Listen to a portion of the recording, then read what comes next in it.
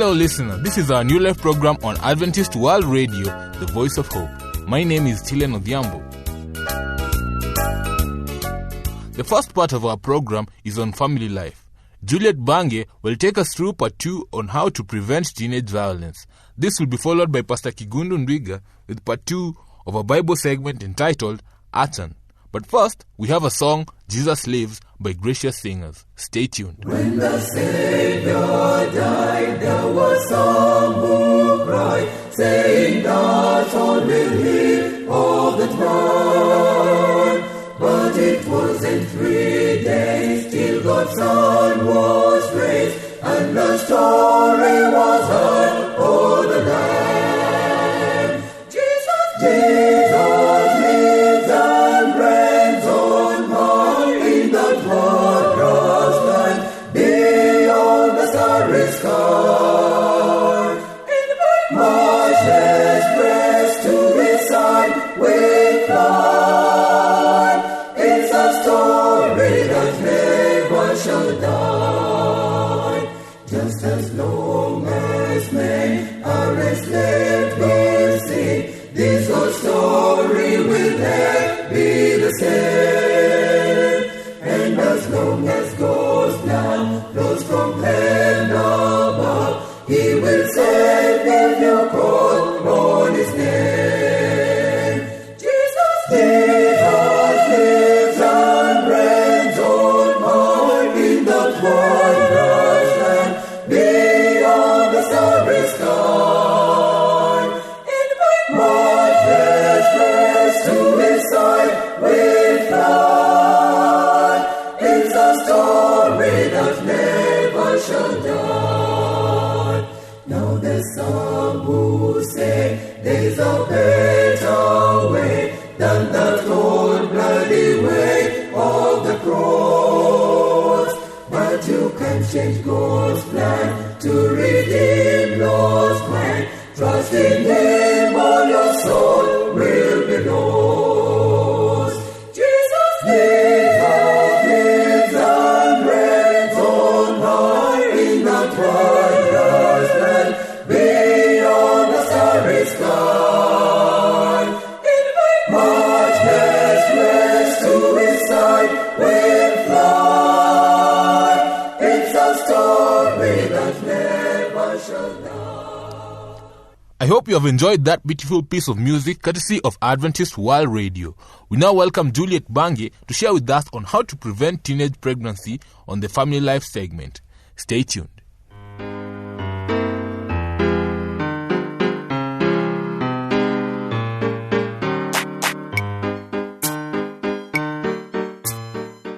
Hello listener, and welcome to part 2 of Teenage Violence Prevention. Stay with me as I take you through. Schools should be safeguarded. Recent episodes of school violence in communities across the country have shocked people and reminded parents that their children have sometimes no protection in the whole world. Nevertheless, here are ways for children, parents, and entire communities to work for safer schools. When it comes to preventing crime and violence in schools, keeping weapons out of schools has topped the list of priorities. In many schools across the country, students must pass through a security gate on their way into the school building. Some schools use handheld metal detectors, the goal being to keep kids from bringing weapons to school and to catch those who do before someone gets hurt. Solutions for your community can be: to prevent youth violence is through education.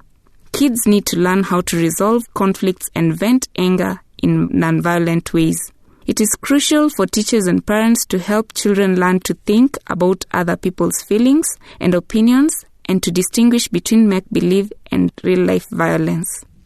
The solutions can be outlined as follows: training teachers to solve student conflicts safely, conducting searches in student lockers and desks, removing lockers so youths can't hide weapons or drugs, hiring guards to patrol school grounds, requiring students to carry their books and papers in see-through bags.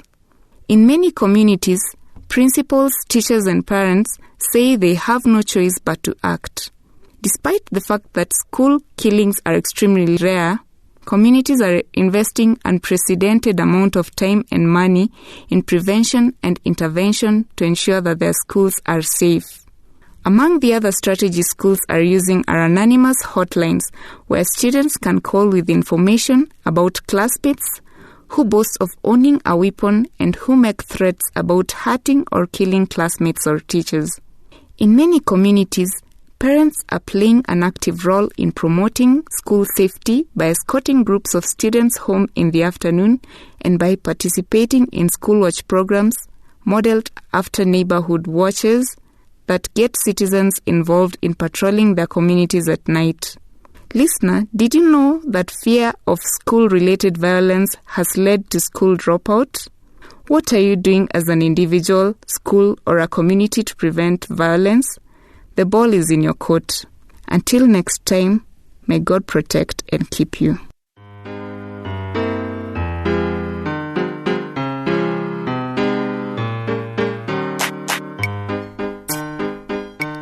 Thank you, listener, for staying tuned to Adventist World Radio, the voice of hope. For more information or suggestions, please write to Adventist World Radio, P.O. Box 42276, code 00100, Nairobi, Kenya. You can also email us on awrnairobi@eau.adventist.org. For now, here's a piece of music, Marching to Zion by Gracious Singers, as we take a short break. Come with us, of the Lord, and let our joys be known. Join in our song with sweet accord. Join in our song with sweet accord. And thus above the cross, and thus above the cross, we march into Zion. Beautiful, beautiful Zion. We marching upwards to Zion, the beautiful city of God. Let those refuse to sin who never knew our God. The children of the heavenly King, the children of the heavenly King, may speak the joys of truth, may speak the joys of God. We march into Zion, beautiful, beautiful Zion. We marching upwards to Zion, the beautiful city of God.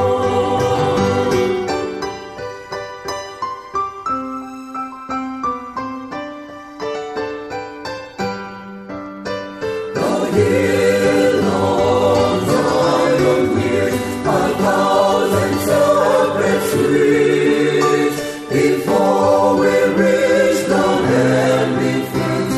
Before we reach the heavenly fields, oh, more brothers, road and straight, oh, more wilderness streets.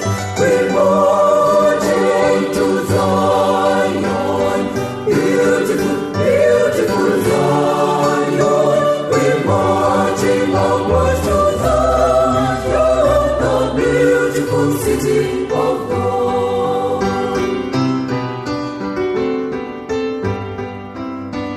Then let our songs abound, and every tear be dried. We marching through Emmanuel's ground.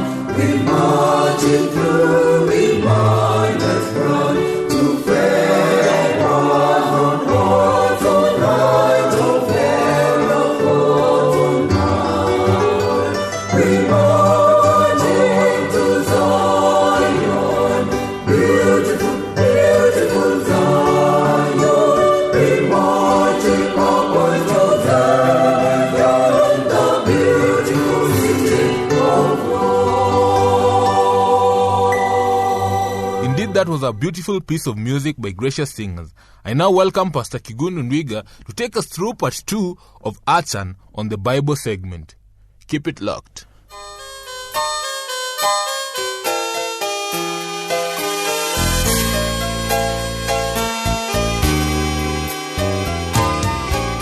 listener, we continue drawing lessons from the biblical Achan. The Israelites were rooted and humiliated because they had refused to heed the warning of Joshua found in Joshua 6, verse 18 to 19. Joshua told them expressly, "But keep away from the devoted things so that you will not bring about your own destruction by taking any of them. Otherwise, you will make the camp of Israel liable to destruction and bring trouble on it. All the silver and gold and articles of bronze and iron are sacred to the Lord and must go to his treasury. We have also been rooted and humiliated because we have taken that which is holy and used it for common use." As I think about this, several aspects of our lives come to my mind, wherein we have taken that which is holy and profaned it.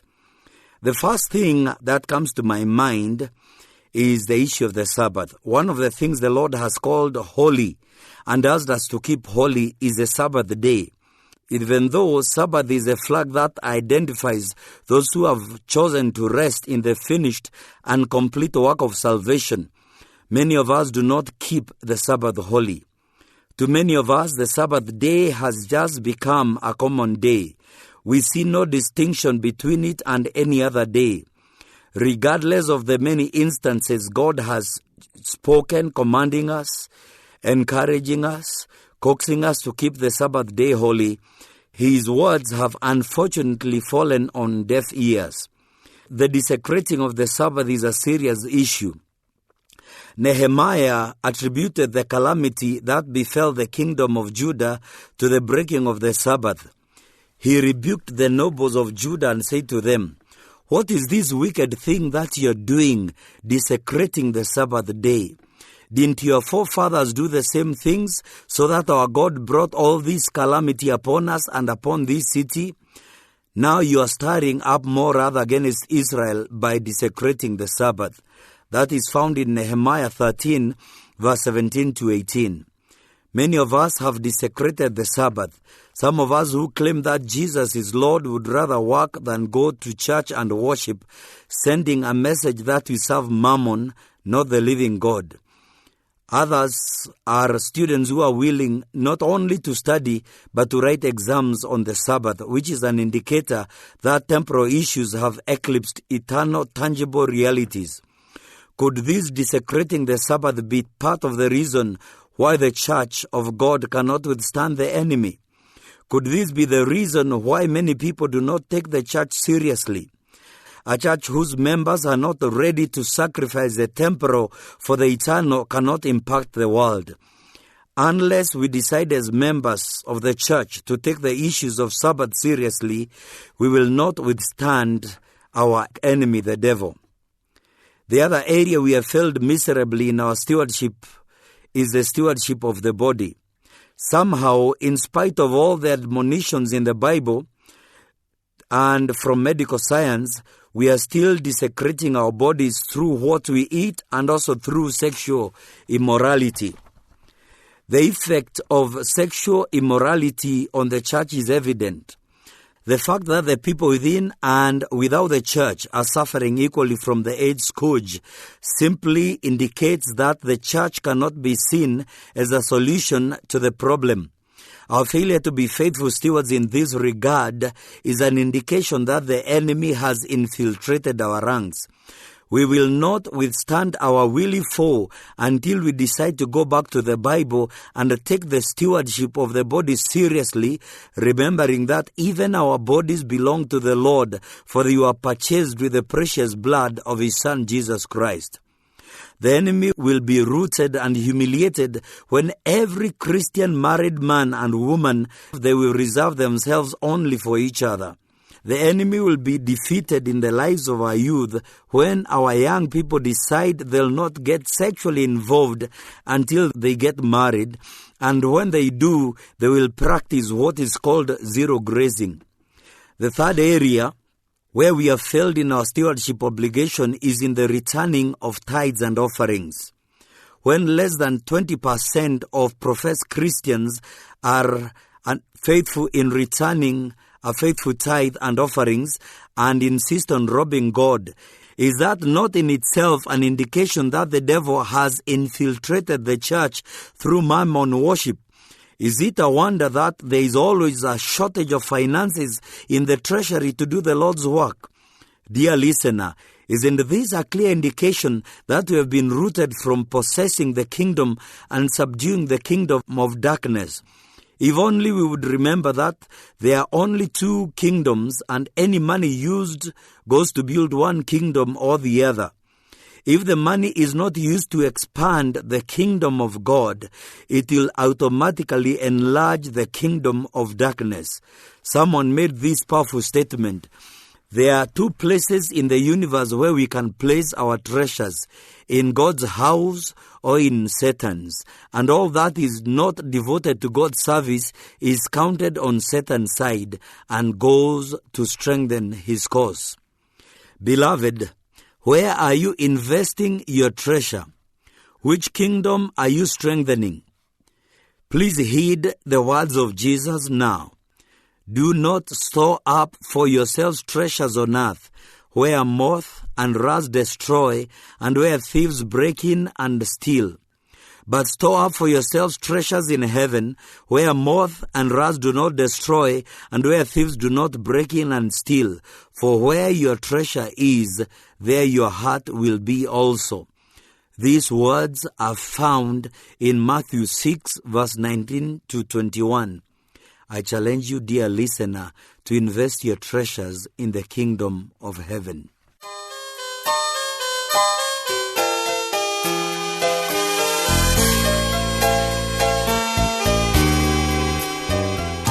Thank you, Pastor Kigundu, for taking time to share with us today. For your views regarding our shows, please write to Adventist World Radio, P.O. Box 42276, code 00100, Nairobi, Kenya. Our email address is awrnairobi@eku.adventist.org. I invite you to stay tuned for more on our next shows. But until then, keep safe. When the Savior died, there was some who cried, saying that all will live of the man. But it wasn't 3 days till God's Son was raised, and the story was heard o'er the land. Jesus lives and reigns on high in that wondrous land, beyond the starry sky. In matchless grace to his side we fly. It's a story that never shall die. Just as long as men are enslaved by sin, this old story will never be the same. And as long as God's plan flows from heaven above, He will save if you call on His name. Jesus lives and reigns on high in that wondrous land, beyond the starry sky. In matchless grace to His side we fly. It's a story that never shall die. Now there's some who say there's a better way than that cold bloody way of the cross. But you can change God's plan to redeem lost man. Trust in Him, all your soul will be lost. Jesus lives and reigns on high in that wondrous land, beyond the starry sky. In matchless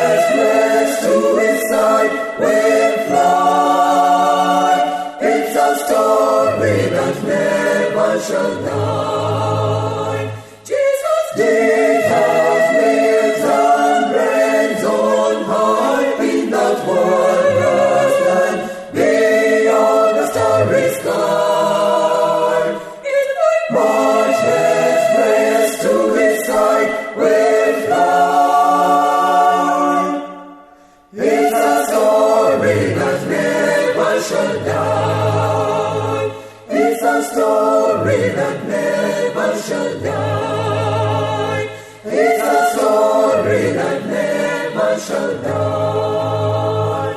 It's a story that never shall die.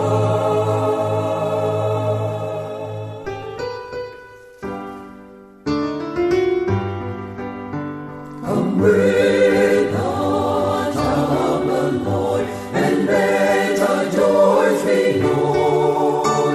Join in our song with sweet accord.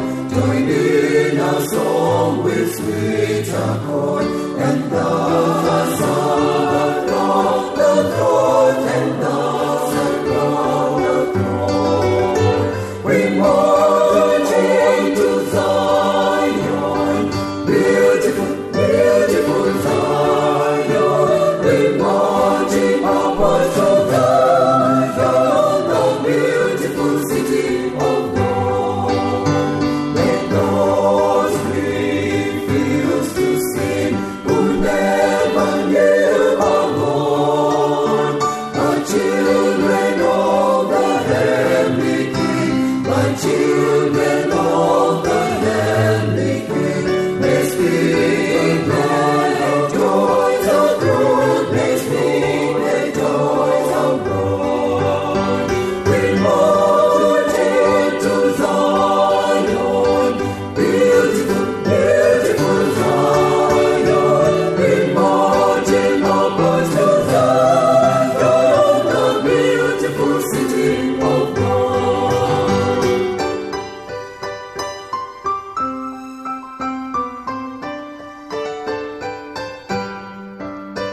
The hill of Zion hears 1,000 separate streets before we reach the heavenly fields. Before we reach the heavenly fields, oh, walk on the road and straight, oh, walk the velvet streets.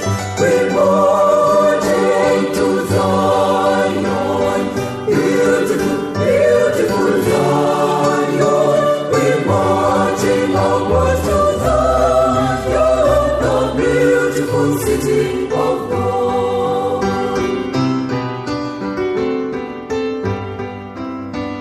And let our songs above and every tear be dry. We marching through Emmanuel's ground.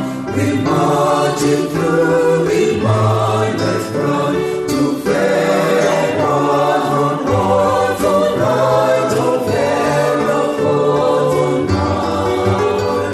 We marching to Zion, beautiful, beautiful Zion. We marching upwards to Zion, the beautiful city of God. Sinner was wandering out in time. His tempter was watching close by at his side. In his heart straight the battle for right against wrong. But hark, from the church he hears the sweet song. Jesus, lover of my soul, let me to thy bosom fly.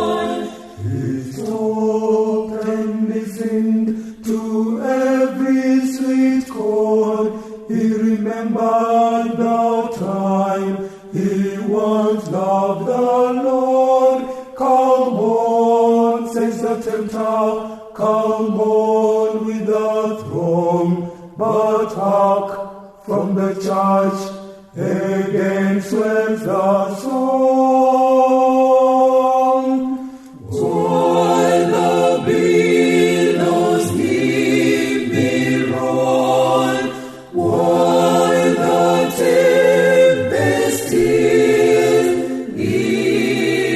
nigh.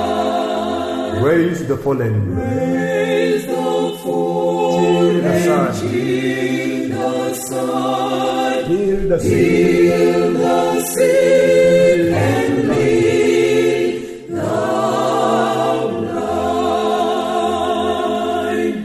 Just and holy is thy name.